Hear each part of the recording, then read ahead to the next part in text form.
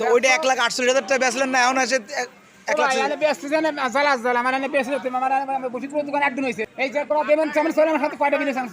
সেই পুরোপুরির দোকানও বাকি রাখতে হবে না না আমার সাথে আমার বাচ্চা না তো আমার 9টা আমার 6টা আবার আগামী বছর চাষ করবেন গরু, তাই তো? এই জন্যই পুরোপুরির দোকানে টাকা দিয়েই ছাড়বেন।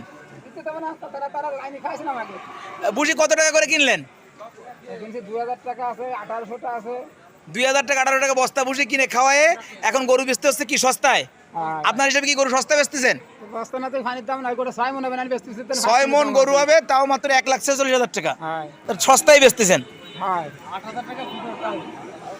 8,000 টাকা কুটার কাউন কিনে এখন গরু খাওয়ায় লয়, কয় টাকা লাভ হবে না লস হবে গরু ব্যবসা করে? আল্লাহ জানে।